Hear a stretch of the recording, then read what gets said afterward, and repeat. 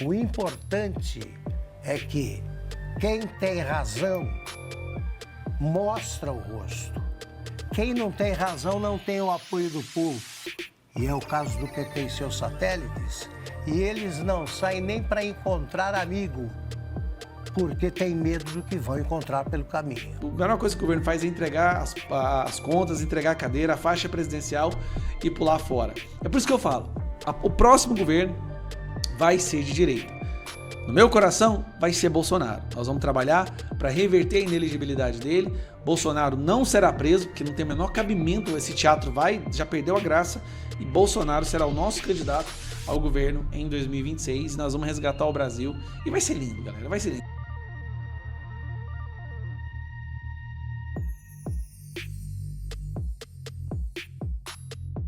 Sejam bem-vindos, o meu nome é Bruno, deixe o seu like e inscreva-se no canal.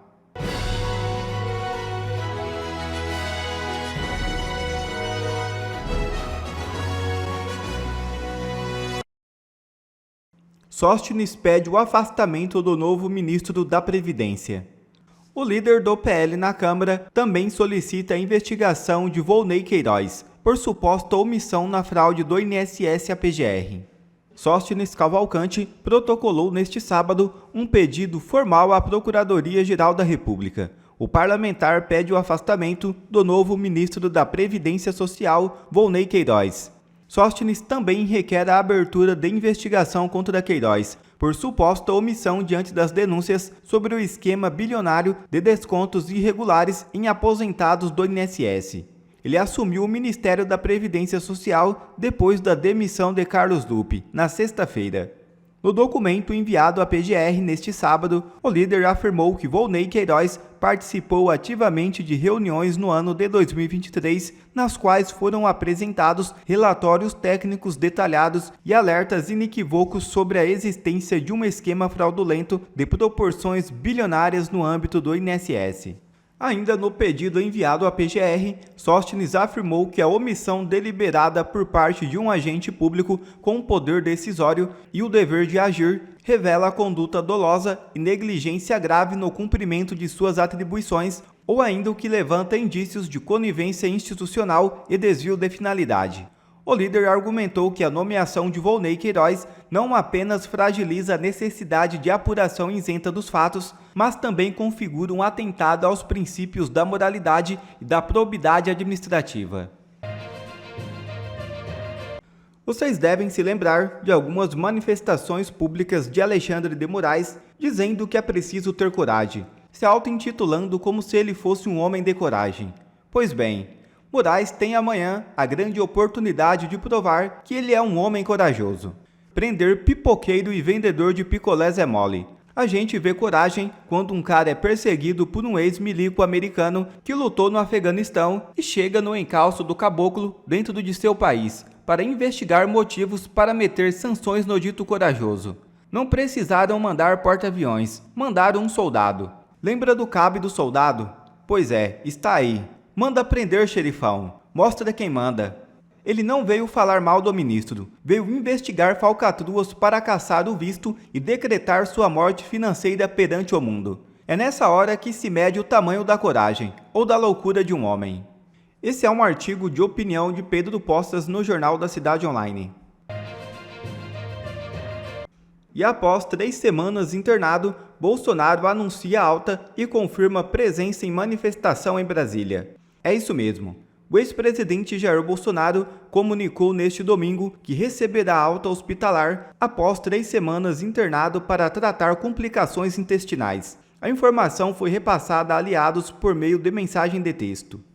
O ex-presidente Jair Bolsonaro deve deixar daqui a pouco o hospital em que está internado em Brasília depois de passar por uma cirurgia de desobstrução intestinal. Por isso que a gente vai conversar agora ao vivo, direto com a Gabriela Veras, que está lá na frente do hospital e tem todas as informações. Tudo bem, Gabi? Bom domingo, bastante trabalho por aí, né? Seja bem-vinda. Oi, Renan, muito obrigada. Um ótimo domingo a você, a todos que estão por aqui na nossa companhia. Isso, depois de 3 semanas internado aqui nesse hospital que fica próximo da área central de Brasília, o ex-presidente Jair Bolsonaro deve receber alta em breve. Ele usou as redes sociais para falar isso, que depois de 3 semanas tem alta prevista para hoje, às 10 horas da manhã, logo mais, e agradeceu aí a Deus por mais esse milagre. Vale a gente relembrar toda a trajetória, né, o passo a passo dessa questão envolvendo a saúde do ex-presidente Jair Bolsonaro. Ele passou por diversos procedimentos no intestino. Esse último foi o mais complexo, de acordo com a equipe médica, digamos assim. Foi uma cirurgia bem detalhada, minuciosa, de 12 horas, que aconteceu num fim de semana também, há 3 semanas. Uma cirurgia que durou 12 horas. Os médicos, depois a equipe que acompanha o ex-presidente Jair Bolsonaro, chegaram a detalhar, falaram que foi a reconstrução da parede abdominal e eles tiveram que desfazer aderências que ficaram por todo o intestino depois da facada que o ex-presidente Jair Bolsonaro levou em 2018 durante a campanha à corrida presidencial. Então, é um dos problemas de saúde que o ex-presidente Jair Bolsonaro vem enfrentando depois daquele episódio da facada. A expectativa é que essa alta aconteça hoje, depois de ele ter passado 3 semanas aqui. A maior parte desses dias ele ficou internado na UTI, num primeiro momento sem poder ali se alimentar naturalmente, sem poder comer, estava fazendo isso por sonda, depois começou a fazer fisioterapia motora, respiratória, divulgou imagens nas redes sociais dele caminhando, com auxílio, claro, da equipe médica pelos corredores do hospital, que faz parte da recuperação nesse pós-operatório do ex-presidente Jair Bolsonaro. E vale a gente lembrar também, Renan, que toda essa movimentação acontece também visando a semana que vem. Num próprio vídeo divulgado hoje nas redes sociais do ex-presidente Jair Bolsonaro, ele relembra um movimento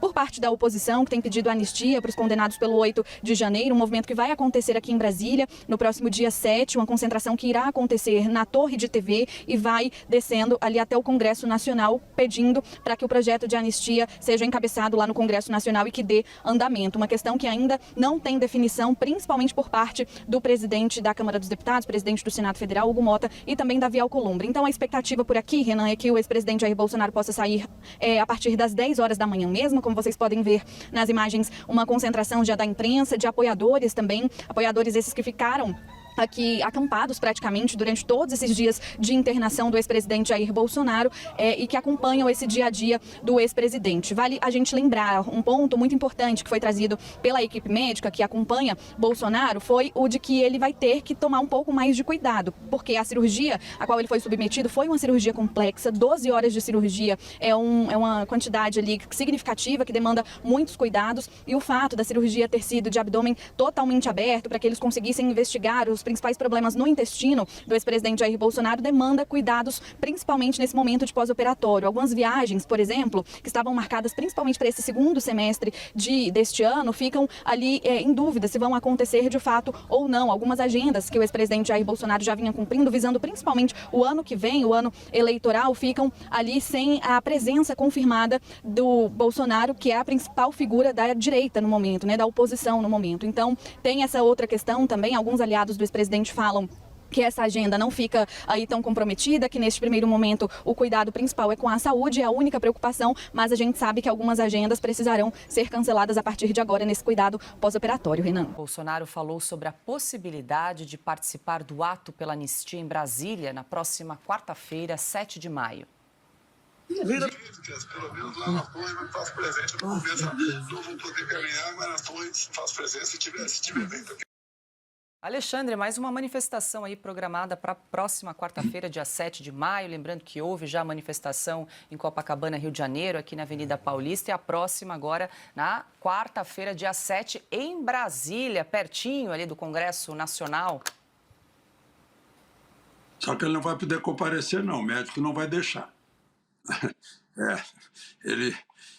Ele tá dizendo isso se tiver condições. Ele tem condições, ele é forte, ele resistiu à facada. A facada continua sendo enfiada no abdômen dele, né, com todas essas consequências, e ainda virão mais. Né? Não se descobriu quem estava atrás da facada, do adélio, mas ele não vai ter condições e os médicos não vão deixar ainda que ele queira. Né?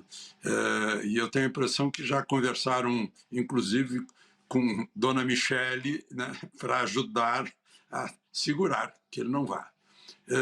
Mas, com tudo isso, né, não tem como a gente não comparar essas manifestações espontâneas de apoio que enchem as ruas com o dia do trabalhador, né, diante da situação do presidente do partido, presidente de honra do Partido dos Trabalhadores no Dia dos Trabalhadores, né, que não teve, percebeu que, embora tivesse dito no ano passado, olha, não tem ninguém, fizeram mal à organização, não atraíram gente, mas eu falo, tiver que falar para 1 milhão, falo, tiver que falar para 1.000, eu falo, tiver que falar para essa senhora aqui, eu falo, só que não. Aí gravou uma coisa antes e não foi. Essa é a diferença, né? A diferença que faz a gente conferir o que estava nas urnas e continuar com a dúvida na cabeça. Enquanto não se mudar esse sistema de contagem de votos, é um perigo a dúvida continuar. A mesma dúvida que causou o 8 de janeiro. Augusto? Olha, há pelo menos 4, 5 anos, a direita democrática, que finalmente, né, exibiu seu rosto, assumiu o controle das ruas. As ruas pertencem ao povo brasileiro, que majoritariamente apoia essa posição. O fiasco desse dia do trabalho mostrou que o povo tem mais a fazer do que ver gente sem trabalho discursando sobre o nada. Fiasco. Não importa o tamanho da manifestação de Brasília, ela tem de haver, porque o povo tem de mostrar incessantemente que controla as ruas, e quando aparecer um lindinho da vida, o Lindbergh, menor que não sei o quê, menor que isso, faça a sua, ponha mais gente. Toda campanha, e esta é uma campanha pela Anistia Já, ela tem uma permanente oscilação.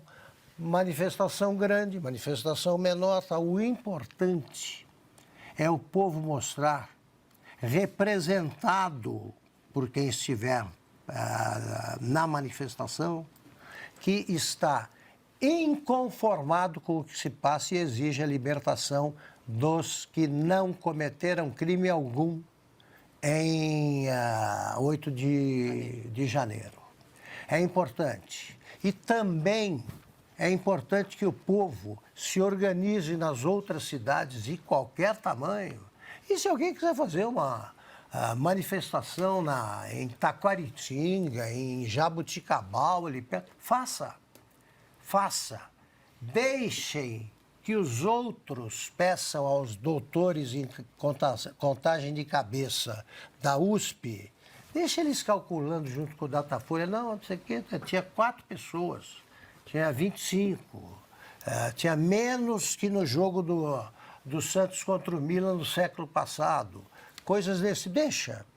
O importante é que quem tem razão mostra o rosto.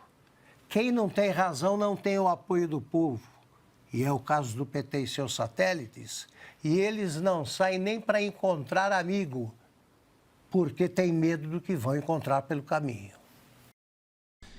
Esse escândalo do INSS, ele tomou de tal forma uma proporção tão gigantesca, a única coisa que se fala agora no debate político é justamente esse escândalo. E convenhamos, um escândalo que é maior que o Mensalão e o Petrolão, porque não só se fala do volume de dinheiro roubado, mas a perversidade de como esse escândalo funciona, que é roubando dinheiro de pessoas com deficiência, pessoas aposentadas, velhinhos, indígenas e pessoas próximas ao PT, ao governo do Lula. O irmão do Lula está envolvido no escândalo. Então, obviamente, isso tomou uma proporção gigantesca. Tá, Lupe pediu demissão, na verdade foi mandado embora, colocou o número 2 no lugar dele, o escândalo vai continuar.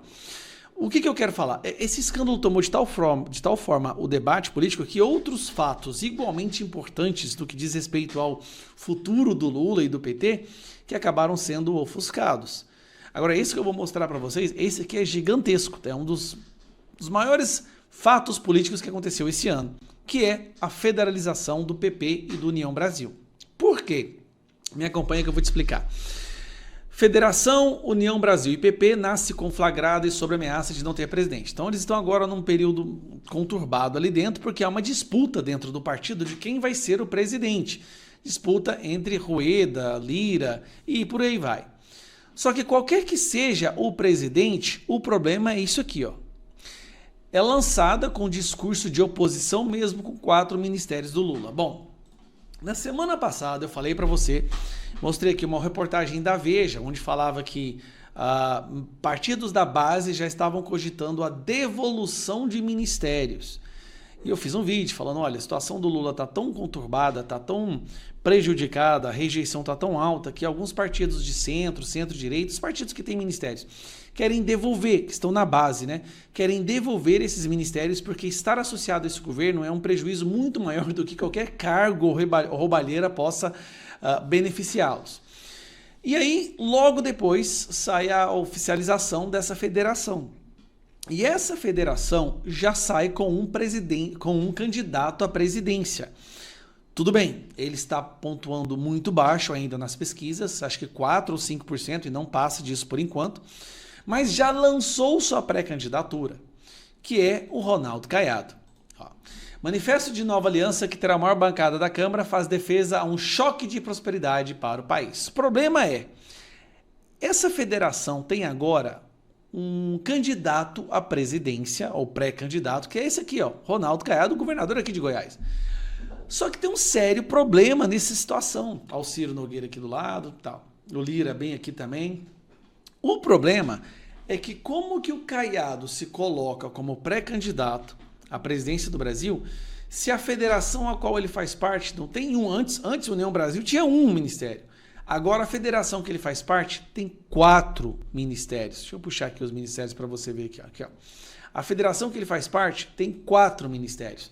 Tem o André Fufuca no Ministério do Esporte e mais embaixo, Celso Sabino, Ministério do Turismo, Frederico de Siqueira Filho, Ministério das Comunicações e Valdez Góes, Ministério da Integração Nacional. E tem o Alcolumbre, que é o defensor número 1 do Lula, ama o Lula e faz de tudo para proteger o Lula, né? Aí eu pergunto a vocês, que esse grupo, essa federação, pode querer ter um candidato, tá aqui, ó. Como que o Caiado vai ser candidato, pré-candidato no caso, por uma federação que tem 4 ministérios? Resposta?